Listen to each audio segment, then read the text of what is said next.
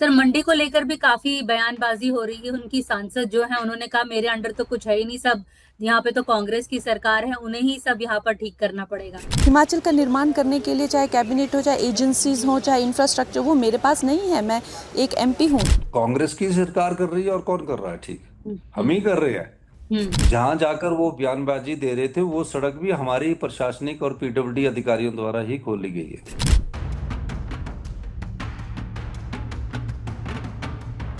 आपने बयान ये भी दिया था कि आप गडकरी साहब से मिलेंगे तो उनको भी सलाह देंगे।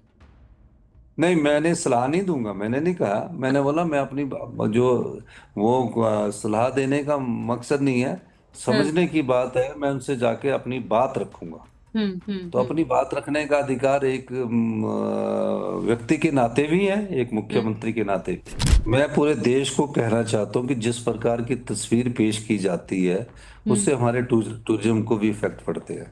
हम्म। आप मानसून टूरिज्म का भी आनंद उठा सकते हैं। कुछ भाग हमारे मानसून टूरिज्म का आनंद उठाने के लिए हम्म। मिड हिमालय के एरिया में बहुत ज्यादा क्लाउड बस्टिंग नहीं होती है। हम्म। हम्म। बिग हिमालय में हमारी बहुत ज्यादा क्लाउड बस्टिंग होती है, तो मिड हिमालय के एरिया में आप रह सकते हैं, प्रोवाइडेड कि आप नदी के किनारे कोई स्टंट दिखाने ना जाएं, प्रोवाइडेड कोई नालों के किनारे ना जाएं। हम्म। बस फिर कोई ऐसी दिक्कत नहीं है। अब हम्म। 70 लाख की जनसंख्या भी तो हिमाचल प्रदेश में रहती है।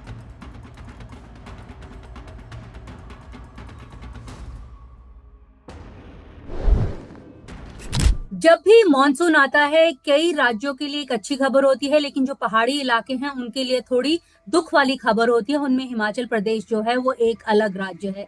इस बार हिमाचल प्रदेश ने जो कुदरत की बर्बरता है वो दोबारा से देखी। कई जगह बादल फटे, भूस्खलन हुआ और कई लोग जो हैं वो मारे गए। अभी तक जो संख्या है उसमें 85 लोगों के मारे जाने की खबर जो है वो आ रही है।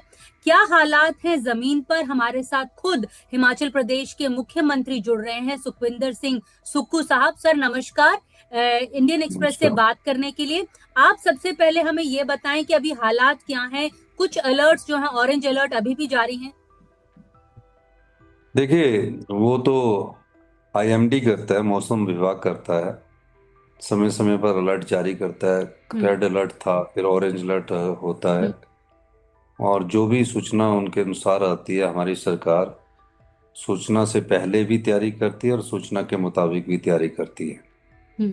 तो निश्चित रूप से अभी बरसात का मौसम हिमाचल प्रदेश में शुरू हुआ है, और बरसात की शुरुआत में ही हमें बहुत बड़ा नुकसान हो चुका है। हम्म। हम्म। और इतने ज़्यादा क्लाउड बस्ट हुए हैं कि कुछ विधानसभा क्षेत्रों में और कुछ जिलों में बहुत अधिक नुकसान होने की खबर मैंने अपनी आंखों से देखी है। हम्म।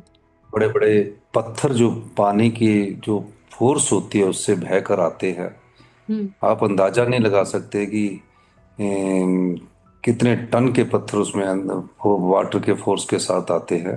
हम्म। आप ये अंदाजा लगाइए कि कोई दो बड़े बिल्डिंग्स हो, उस तरह की बिल्डिंग्स के पत्थर होते हैं, जो हम्म। बहुत हैवी होते हैं।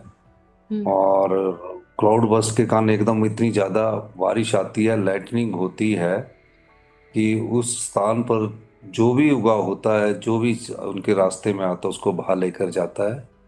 तो बहुत प्रदेश कौन को से सर, कौन से इलाके हैं जो ज्यादा जहां पर नुकसान हुआ है? सिराज एक देखिए, इस इलाका बताया समय जा रहा है। 23-24 में हमारा कुल्लू डिस्ट्रिक्ट सबसे ज्यादा में नुकसान हुआ था। हम्म। 24-25 में हमारा जो एक बेल्ट है, समेज बेल्ट, उसमें नुकसान हुआ था, शिमला का ऊपरी पार्ट था।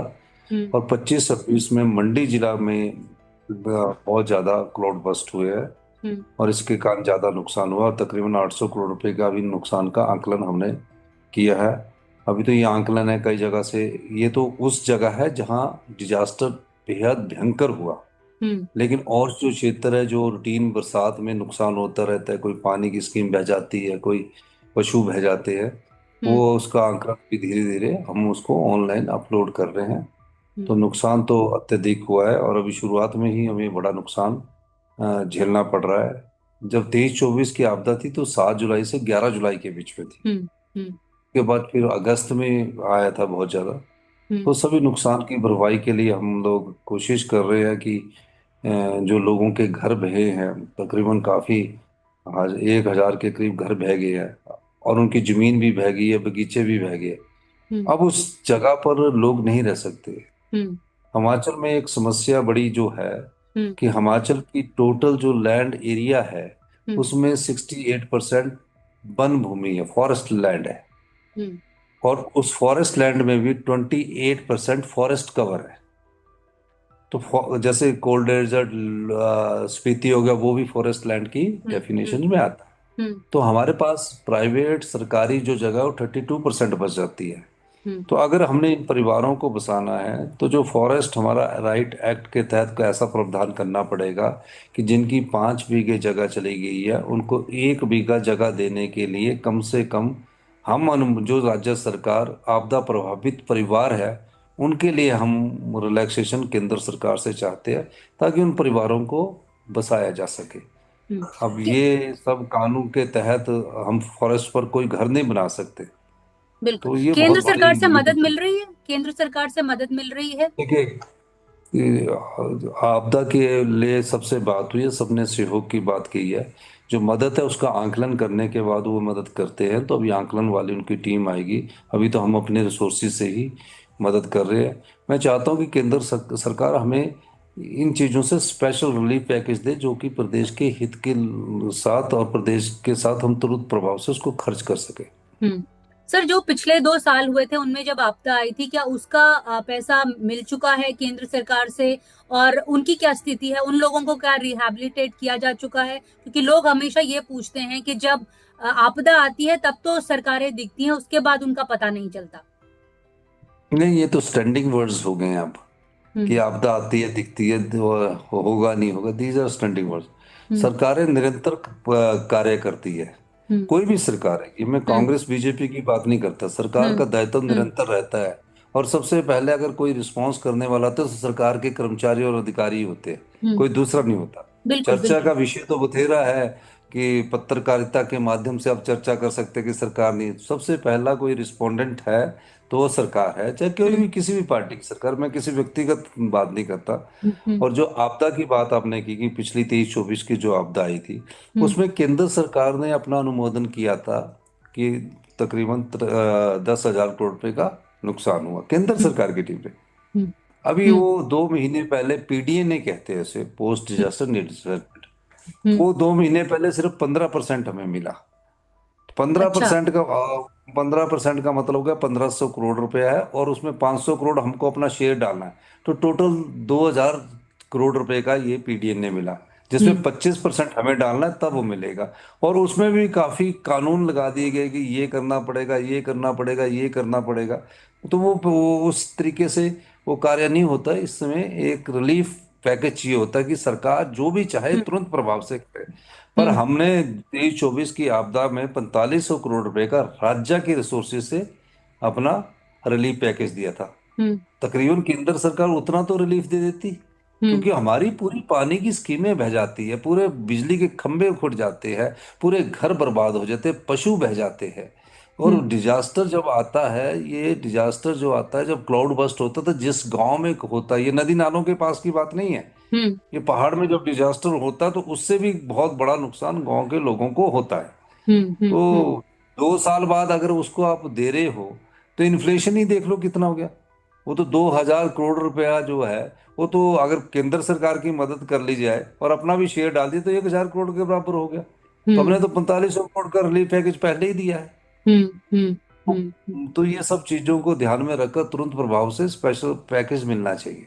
सर, इस बार जो क्लाउड बर्स्ट हुआ था, ऐसे सुनने में आया था कि जो एक वैली है वहां पे 4 क्लाउड बर्स्ट इकट्ठे हो गए, जिसके कारण आपदा जो है, जिसके कारण जो है वो लोग ज्यादा इफेक्ट हुए। आप उस क्षेत्र में गए भी थे? चार नहीं हुए, एक रात में वहाँ 8 क्लाउड बस्ट हुए हैं। ओहो, अच्छा। पूरे क्षेत्र में 14 क्लाउड बस्ट हुए हैं, 24 घंटों में। हम्म। हम्म। तो क्लाउड बस्ट क्यों हो रहे हैं, ये स्टडी करने की जरूरत है, जिसमें हम्म। हमारे एनवायरमेंटलिस्ट हो, हम्म। हमारे साइंटिस्ट हो, और राज्य के पहाड़ के जो साइंटिस्ट हो, और जो सरकार केंद्र सरकार के साइंटिस्ट हो। हम्म। ये इसकी स्टडी इसलिए भी करना जरूरी है क्योंकि भविष्य में क्या स्थितियां पैदा होने वाली है उसको अंडरस्टैंड करना बहुत जरूरी है। और ये हम्म। क्लाइमेट चेंज का फर्क है। हम्म। क्लाइमेट चेंज के साथ मैं आपको कह सकता हूँ कि जो डैम बनते हैं, जब जून का महीना होता है, मई का महीना होता है, तो वेपोरेशंस होती है डैम से। हम्म। तो डैम से वेपोरेशन होकर जब हिमालय की सर्द हवाएं हम्म। उनसे वायु का दबाव कम होने के कारण वहां टकराती है उन वेपोरेशन से, तो तब भी क्लाउड बर्स्ट एक कारण बनता है। क्लाउड बर्स्ट के समय बहुत लाइटनिंग होती है और हम्म। एकदम बहुत अधिक पानी आ जाता है। तो अभी हम्म। अनुमान है कि इसका, पर इसकी साइंटिफिक स्टडी होना बहुत जरूरी है। हमने 23-24 में भी कहा था हमें जो नुकसान हुआ क्लाउड बर्स्ट में हुआ। इसके अलावा पूरे हिमाचल प्रदेश में नहीं नुकसान होता, मानसून कुछ जिलों में बहुत अच्छा रहता है, हमारा हरा हम्म। भरा हिमाचल रहता है। तो हम्म। इसमें जैसे कि बिलासपुर हो गया, हमीरपुर हो गया, या कांगड़ा के निचले क्षेत्र हो गए, वहाँ मानसून रहता है। जो नुकसान होता है, जो नदी नालों के किनारे जो लोग काफी सदियों से रह रहे हैं, जब क्लाउड बर्स्ट आता था अत्यधिक पानी आ जाता है, या डैम से जब हम पानी छोड़ते हैं एक डेंजरस स्तर से जब वो बाहर निकलता है, तब ज़्यादा नुकसान होता है। अब देखिए, हम्म। डैम हिमाचल प्रदेश में बने हैं। हम्म। 5 नदियां हिमाचल प्रदेश से पंजाब और हरियाणा को और दिल्ली को पानी देती है, हम्म। राजस्थान को भी पानी देती है, और भी हम उनको पानी देना चाहते हैं। लेकिन जो प्रदेश के राज्य के अधिकार है उसको तो हमको उस संपदा में अधिक हक मिलना चाहिए, वो भी नहीं हमको मिलता। हम्म। सबसे बड़ी विडंबना है, हम्म। लड़ते पंजाब और हरियाणा है बीबीएमबी के पानी में। पंजाब हम्म। और हरियाणा पानी के लिए लड़ रहे हैं, पानी हम्म। हिमाचल प्रदेश से आ रहा है। हिमाचल प्रदेश से आ रहा है, लड़ाई वो लड़ रहे हैं। हम्म। और जब हम उनसे बोलते हैं कि बीबीएमबी में हमें 12% फ्री रॉयल्टी हम्म। मिलनी चाहिए, तो उस तरफ कोई ध्यान नहीं देता। हम्म। सुप्रीम, और मैं आपको एक बात और बताना चाह रहा हूँ, इसके संदर्भ में बताना चाह रहा हूँ। हमको सुप्रीम कोर्ट ने बोला कि इनका एरियर बनता है, 14 साल अवार्ड भी कर दिया। हम्म। 14 साल से वो हम पैसा बीबीएमबी से लेने में, हरियाणा पंजाब से लेने में असमर्थ हो रहे हैं। क्यों हो रहे हैं? कि वो कोई ना कोई और अपील अवार्ड को इशू करने में डाल देते। 14 साल हो गए। तो जो संपदा है, प्रदेश की संपदा का कुछ ना कुछ हिस्सा राज्य सरकार को मिलना चाहिए, across the hill state. Himachal Pradesh में टूरिज्म है, हाइड्रो है, बाकी कुछ नहीं है। ये ऐसे ही उत्तराखंड में तो कुछ क्षेत्र तराई का क्षेत्र है, प्लेन है, हिमाचल हम्म। प्रदेश में नहीं है वो। तो तो अक्रॉस द लैंडस्लाइड्स को लेकर भी एक बोला जाता है कि जो अनप्लान्ड कंस्ट्रक्शन होती है, जिस तरह से पहाड़ काटे जा रहे हैं, उसको लेकर भी सवाल जो है वो एक्सपर्ट्स उठाते हैं। तो आप लोगों ने इसको रेगुलेट करने के लिए हिमाचल प्रदेश सरकार ने क्या किया है? देखिए, लैंडस्लाइड पहाड़ के स्वभाव में है। हम्म। ऐसा नहीं कि लैंडस्लाइड नहीं होंगे, होंगे वो। हम्म। जो क्लाउड्स बर्स्ट का डिजास्टर है वो अलग है, और हम्म। लैंडस्लाइड्स का डिजास्टर अलग है। उसको आप एक ही आंकलन ना कीजिए। हम्म। नहीं। जब आप सड़क बनाने जब आप अबे। सड़क बनाने के लिए पहाड़ काटते हैं, हम्म। तो उससे लैंडस्लाइड्स होता है, पर पूरे एरिया में नहीं होगा। जहाँ सॉफ्ट सॉइल होगी, स्ट्रेटा हार्ड नहीं होगा, वहाँ आपका लैंडस्लाइड्स होगा। लेकिन मैं आपको कहना क्लाउड चाहता बर्स्ट। हूँ कि हमारा तो हर गांव सड़क से जुड़ा है। तो हम्म। 75 साल से तो हम भी तो सड़कें बना रहे हैं। हम्म। हम्म। बहुत कम गांव रह गया जहां हम सड़कें बना रहे हैं। लेकिन हम्म। क्या हो रहा है कि जब ये बड़े बड़े मशीन्स और पोकलैन लेकर लोग बाहर से लोग आ जाते हैं और बड़े बड़े पहाड़ काटने स्टार्ट करते हैं, उन्हें जानकारी नहीं है कि हम्म। किस तरह के, हमने वो सोचते हैं कि मशीन से फटाफट अपनी सड़क को बना दिया जाए। एनएचआई के हम्म। द्वारा जो कार्य किया जा रहा है, उस कार्य को एनएचआई को लोकल कॉन्ट्रैक्टर से करवाना चाहिए, लोकल इंजीनियरों को लगवाना चाहिए हम्म। जो पहाड़ की ज्योग्राफी को समझते हों। हम्म। आपने कुछ तो बयान इसके आपने बयान ये भी दिया था कि आप गडकरी साहब से मिलेंगे तो उनको भी सलाह देंगे। नहीं, मैंने सलाह नहीं दूंगा, मैंने नहीं कहा। मैंने बोला मैं अपनी जो वो सलाह देने का मकसद नहीं है, हाँ। समझने की बात है। मैं उनसे जाके अपनी बात रखूंगा। हम्म। हम्म। तो हम्म। अपनी बात रखने का अधिकार एक व्यक्ति के नाते भी है, एक हम्म। मुख्यमंत्री के नाते। सर, जो वहाँ पे जो एफर्ट्स चल रहे हैं राज्य सरकार द्वारा, अभी तक क्या क्या एफर्ट्स किए गए हैं? जैसे कि आप बता रहे थे, कुछ पैसा भी दिया गया है, कुछ लोगों को रिहैबिलिटेट करने के लिए बोला गया, उनके घर भी बनाए जाएंगे, रेंट का पैसा भी दिया जाएगा, जो मैं पढ़ रही थी अखबारों में। आप बताएं। देखो, हमने कहा कि जिसके घर चले गए हैं वो गांव के किसी पड़ोसी के पास, वैसे तो हमारी यहाँ संस्कृति के गांव में अगर उनके घर बना तो अपने आप ही रख देते हैं। पर हम्म। हमने कहा कि नहीं, कई बार परिवार बड़ा होता है, हम उनको 5,000 रुपया महीना गांव में रहने वाले व्यक्ति में, किसी भी गांव में रहने वाले किसी पड़ोसी के पास अगर रहता है, चाहे उसको वैसे भी रखते तो हम 5,000 रुपया महीना किराए का देंगे, शहर में रहने वाले को हम 10,000 रुपया देंगे, खाने पीने का, बर्तन गैस सारी अभी सुविधा हम उपलब्ध करवाएंगे। और उसके बाद जब उनकी जगह बची होगी, पर अब लोग उन जगहों पे नहीं रहना चाहते, इसलिए हमें वन भूमि की जरूरत है। तो हम्म। हम उन्हें घर बनाने के लिए पैसा देंगे। हम्म। प्रधानमंत्री आवास योजना के तहत केंद्र सरकार सिर्फ 1.5 लाख रुपया देती है, हम्म। जिसमें से 1,30,30,000 केंद्र सरकार देती है, 20,000 हिमाचल प्रदेश की सरकार टॉप अप करती है। हमने हम्म। उनको नियमों को 2023-24 में बदल दिया। हम्म। हम घर बनाने के लिए 7 लाख रुपया देते हैं, हम्म। तो हम उनको 7 लाख रुपए देंगे। हम्म। पशुधन के लिए अलग पैसे देते हैं।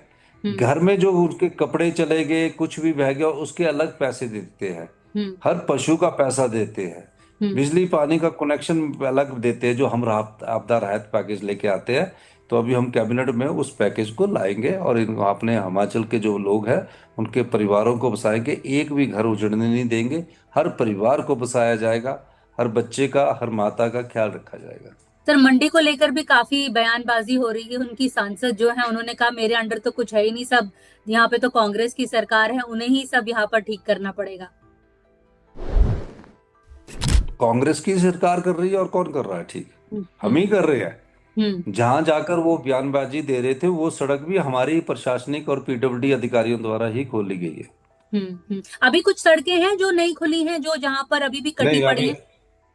नहीं, अभी तो सड़कें जो कुछ ऐसी सड़कें जो क्लाउड बस्ट के कारण, जिसको खोलने के लिए तो आपका कई जो हम्म। दूर दराज के को 1 साल हम्म। 2 साल लगेंगे। हम्म।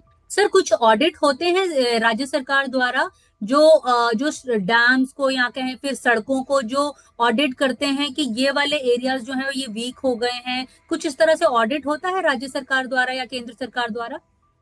जो डैम सेफ्टी एक्ट है उसको यूटिलाइज किया जाता है। और रोड्स का और ब्रिजेस, एक जैसे चीज और रिसेंट आपको फ्लड्स एक में। चीज हाँ। एक चीज बता दूं, सरकार के हर काम का ऑडिट होता है। हम्म। अकाउंटेंट जनरल उस काम का करता है। हम्म। तो कई बार इस प्रकार की बातें की ऑडिट नहीं होता, एक गलत बात है। नहीं, क्योंकि लोग, वहां के लोग कह रहे थे ना कि ये वाली सड़क की हमने काफी कंप्लेंट्स की थी लेकिन इसका कुछ हो नहीं पाया, अब ये बह गई। इस लहजे से मैं ये सवाल पूछ रही थी। नहीं, ऐसा वहां के। कोई हमारे पास तो, अगर कोई शिकायत कर रही होगी तो उसको हम इंक्वायर करवाते हैं, विजिलेंस इंक्वायरी करवाते हैं। और अभी अगर आप। बिल्कुल बिल्कुल कंप्लीट करें सर। एनएचआई वालों की होगी तो वो खुद एनएचआई करवाती है इसकी इंक्वायरी। और अब अपने हिमाचलियों को क्या कहना चाहेंगे कि किस तरह सतर्क रहें अभी, क्योंकि अभी जो मानसून का सीजन है वो अभी खत्म नहीं हुआ है। मैं पूरे देश को कहना चाहता हूँ कि जिस प्रकार की तस्वीर पेश की जाती है, हम्म। उससे हमारे टूरिज्म को भी इफेक्ट पड़ते हैं।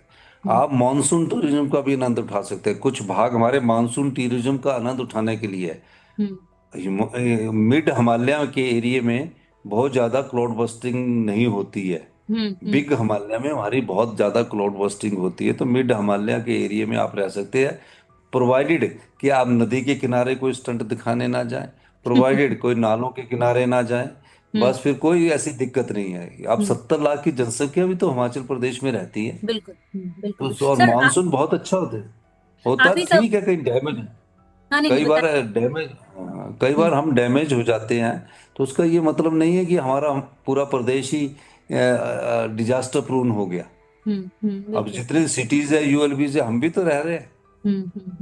तो हम तो सर। इसी स्वभाव, हाँ, हाँ सर, स्वभाव के साथ रह रहे हैं। एक ये बात बोली जाती है कि जो सरकारों को अपने जो अर्ली वार्निंग सिस्टम है उसे ज्यादा, खास करके जो रूरल इलाके हैं और जो माउंटेनियस इलाके हैं उन्हें ज्यादा स्ट्रेंथन करने की जरूरत है।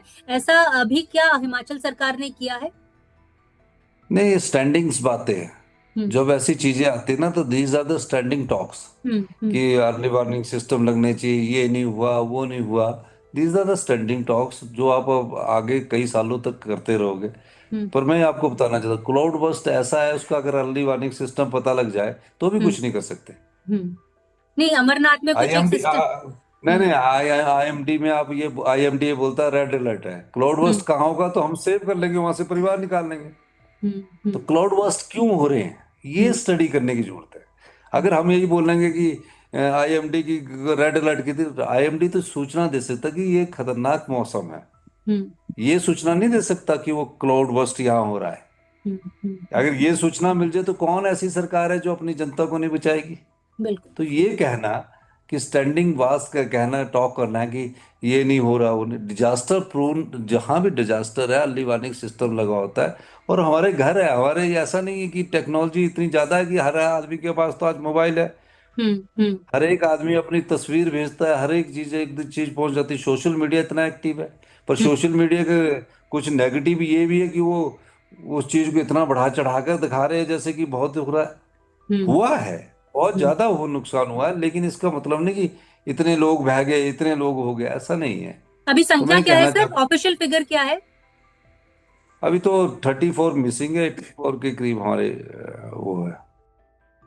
अच्छा सर, आप दिल्ली आएंगे तो आप केंद्र सरकार से क्या कहना चाहेंगे, अपार्ट फ्रॉम रिलीफ पैकेज की जो आप बात कर रहे हैं, उसके अलावा क्या मांगना चाहेगी हिमाचल सरकार केंद्र सरकार से? निश्चित तौर पर हम, सरकार अपनी बात रखती है, केंद्र सरकार उसका आकलन करती है। आकलन करने के बाद जो दोनों के आपसी सामंजस्य जो बनता है वो हम उनसे कहेंगे। और नेचुरली फेडरल स्ट्रक्चर में एक राज्य में हमारा अधिकार जो बनता है उसकी बात हम उनके पास रखते हैं। और हम केंद्र सरकार से मांग करते हैं कि हमें ये चीज़ मिलनी चाहिए। तो हम्म, वो अपने आकलन के हिसाब से जो पैरामीटर्स है हम्म, उसको उस हिसाब से करते हैं। पर हिल स्टेट्स में across the country parameter change करने की जरूरत है। जो हम्म, सड़क प्लेन में 2 लाख की बनती है वो हिल स्टेट में 20 लाख की बनती है, एक जीरो और लग जाती है।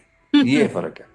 पर हम्म, वो क्या होता है कि पैरामीटर्स आपने प्लेन के बना दिए और हम्म, उस हिसाब से हमें कंपनसेशन देते हैं, वो हम्म, हमारे से पूरा नहीं होता, ये है। हम्म, तो हम्म, अक्रॉस द कंट्री जहाँ भी हिल एरिया है, बिग हिमालय है, मिड हिमालय है, वो शिवालिक हिल्स है, उन जगह ये नॉर्थ में, तो उन जगह ये चीजों को अलग से स्टडी होना चाहिए और जो हिल्स में। National highway authority of India है, क्योंकि वो भी काफी जो है वो डेवलपमेंट के नाम पर बहुत सड़कें बना रही है, हिमाचल भी उनमें से एक राज्य है। तो क्या जिस तरह से सड़कें बना रही है, हमने पिछले 2 साल पहले देखा था कि हाईवे ही बह गया था, जो नहीं, पुल नहीं हाईवे बना था। देखिए, एनएचआई बहुत अच्छा काम कर रही है। और गडकरी जी खुद भी व्यक्तिगत तौर से रुचि लेते हैं, मैंने उनसे कई बार बात भी की है। और हम उसमें स्पीड अप भी करते हैं। लेकिन जब हाईवे की बात आती है तो हाईवे अगर 100 किलोमीटर का बनता है तो उसका कुछ पैच कई बार क्या होता है कि 50 मीटर पैच बस गया, बह जाता है लैंडस्लाइड में। तो 100 किलोमीटर में अगर 50-50 मीटर के 5 पैच हो जाए तो हम्म, 250 मीटर हुआ, सौ हम्म, किलोमीटर में पॉइंट। लेकिन हम्म, हम उसको कल्पना करते हैं कि पूरा हाईवे बह गया, सोशल मीडिया से निकाल देते हैं। तो वो भी थोड़ा सा हमको समझने की जरूरत है कि वो पूरा पैच बह गया है। तो पूरा पैच नहीं होता, वो क्या होता है कि एक पैच बह गया और उसकी कनेक्टिविटी भी होगी, उसकी कनेक्टिविटी भी टूट गई। तो बरसात में ऐसा अक्सर होता है। सर मंडी की अभी क्या स्थिति है, आखिरी सवाल? मंडी में अभी कुछ क्षेत्रों में जो पूर्व हमारे चीफ मिनिस्टर है जयराम ठाकुर जी, उनके विधानसभा क्षेत्र में बहुत अधिक नुकसान हुआ है। उसके हम्म, अलावा मंडी के कई और विधानसभा क्षेत्रों में बहुत अधिक, करसोग में बहुत नुकसान हुआ है, हमारा धर्मपुर क्षेत्र में बहुत नुकसान हुआ है, नाचन में बहुत हुआ है, और कुल्लू के आनी में बहुत नुकसान हुआ है, बंजार में बहुत नुकसान हुआ है। तो ये क्षेत्र वाइज काफी नुकसान है। हम्म। और वहां तक मैं रिलीफ एंड रिहैबिलिटेशन पहुंच चुका है, जहां जहां ये जो मैं आपको एक बात बता रहा हूँ, और रिलीफ और रिहेबिलिटेशन में आप किसी से जाके खुद ही पूछ लेना नहीं, मैं कि देख रही थी सरकार की वीडियोस तरफ। आपके, मैं आपकी वीडियोस देख रही थी तभी। नहीं नहीं, वो तो आप नहीं, मेरे देख रहे नहीं, थे, मैं ऑनलाइन तो देख उनसे रही थी, मतलब जो लोग ट्वीट कर रहे थे। हाँ। नहीं तो मैं ये कह रहा हूँ, मेरे आप देख रहे थे, लेकिन और लोगों से भी पूछना। हमने तो उनके पास जाके पूछा कि क्या खाने को मिल रहा है। हमने तो जहाँ एमएलए मिनिस्टर रहते हैं, जिन आपदा प्रभावित परिवारों को उन रेस्ट हाउसों में ठहरा दिया है। हम्म, मैंने बोला कोई एमएलए मिनिस्टर नहीं ठहरेगा, यही आपदा के परिवार ठहरेंगे। कई हम्म, बच्चे बोल रहे थे कि हमने स्कूल जाना, हम टेंट में रह लेंगे। तो टेंट हम्म, में रहने का मौसम नहीं है, बच्चों को बिल्कुल। स्कूल भेजने का भी मौसम है। तो हमें परिवार के लोग हैं हमारे, हम उनको बसाने का काम करेंगे। हम्म, लेकिन हमारे साधन सीमित है, और वो साधन हमारे पास सीमित है। मैं एक बात इसके संदर्भ में कहना चाहता हूँ, हम्म, हमारे पास साधन सीमित नहीं है, हमारे साधनों को एक्सप्लॉइट जो लोग कर रहे हैं, हम्म, चाहे वो लोक उपक्रम है, वो हम्म, उसमें हमारे को शेयर दे। हम्म। ये हम कौन जानना लोग हैं जो चाहते हैं। एक्सप्लॉइट कर रहे हैं? नहीं, एक्सप्लॉइट नहीं, उस समय के हिसाब से हम एक्सप्लॉइटेशन में, ये हम्म, एक्सप्लॉइटेशन ही बोल सकते। हम्म, जैसे एनएचपीसी है, हम्म, एनटीपीसी है, हम्म, एसजेबीएनएल है। हम्म, एसजेबीएनएल प्रदेश के पानी से हमारी भी 27% इक्विटी है। हम्म वो तो बन गई 67,000 करोड़ रुपए की कंपनी, क्योंकि हम्म हिमाचल 1971 में पूर्ण राज्य का दर्जा दिया। हम्म वो बनी 40 साल में 67,000 की। हम्म हम 75 साल में अपना जो स्टेट का एनुअल बजट प्रस्तुत करते हैं हम्म वो है 58,000 करोड़ का। हम्म 58,000 करोड़ में भी हमारा 6,000 करोड़ का होल है, जो हमारे पानी का एक्सप्लॉइट कर रहा है वो तो हम्म बन गया। हम्म उसमें सिर्फ वो कहते कि हमारी नेशनल पॉलिसी है हाइड्रो में, हम 12% फ्री पावर देंगे। अब हाइड्रो पावर में 12% फ्री पावर देंगे, जो कि कंपनी नहीं देगी, एसजेवीएनएल नहीं देगी, एनएचपीसी नहीं देगी, एनटीपीसी नहीं देगी। वो कंज्यूमर के थ्रू होगा, क्योंकि पास थ्रू है, कंज्यूमर हम्म के बिल से जुड़ा होगा। अब हम्म हम कह रहे हैं कि 12% चलो नेशनल है। आपका रॉ मटेरियल वाटर है और फिनिश गुड है इलेक्ट्रिसिटी। रॉ हम्म मटेरियल की कीमत तो आपकी जिंदगी भर नहीं बढ़ेगी। हम्म थर्मल पावर प्रोजेक्ट लगाएंगे आप, तो उसमें माइनिंग की बढ़ेगी, हम्म ट्रांसपोर्टेशन की बढ़ेगी। हम्म आप जब प्रोजेक्ट फ्री हो जाते हैं, आपके जब प्रोजेक्ट फ्री हो जाते हैं, जब आप पैसा कमा लेते हैं, खूब पैसा कमाते हैं, तो प्रोजेक्ट फ्री होने के बाद 50% तो हमको स्टेट का रॉयल्टी मिलनी चाहिए, हम्म वो नहीं देते। तो हम्म एक्सप्लॉइटेशन है, क्योंकि हमारे पास उस समय साधन नहीं थे। हम्म उसी तरह हम कहते हैं कि आप जहाँ प्रोजेक्ट फ्री हो रहे हैं, 50% हमें रॉयल्टी मिले, जो वर्ल्ड प्रैक्टिस है। और हम्म 40 साल बाद हमारे को प्रोजेक्ट वापस मिल जाए, वो हम्म 40 साल बाद वो नहीं देते। अब लोकसभा में हमारे सांसद 7 जीत के गए, बीजेपी की है, उनको हम्म ये आवाज उठानी। हम्म लेकिन प्रदेश छोटा होने के कारण उनकी आवाज भी थोड़ी दब जाती है। वहां की तो सांसद ये मंडी सब। मंडी की सांसद तो कुछ और ही कह रही थी बहरहाल। वो तो मंडी की सांसद आप मेरे से ज्यादा जानते हैं, मैं तो इतना रिसर्च नहीं करता, आपने उनका ज्यादा रिसर्च करना। हाँ, मैं तो यही कह सकता हूँ कि मंडी की सांसद राजनीतिक दृष्टिकोण से अभी राजनीति को अंडरस्टैंड करने में थोड़ा उन्हें समय लगेगा, मैं ये कह हम्म सकता हूँ। हम्म क्योंकि एकदम वो फिल्म की इंडस्ट्री से आए हैं, और फील्ड में क्योंकि एक लेडी है हम्म और एक महिला है, तो उनको थोड़ा राजनीति धीरे धीरे, जैसे जैसे इन स्थितियों से परिस्थितियों से गुजरेगी तो सीखते जाएंगे। ठीक है sir. Thank you so much sir, मुझे पता है आप बहुत व्यस्त हैं और आपने थोड़ा सा हमारे लिए समय निकाला। Thank you so much Indian express से बात करने के लिए। Thank you sir. Thank you. Thank you. Thank you very much. Thank you. Thank you.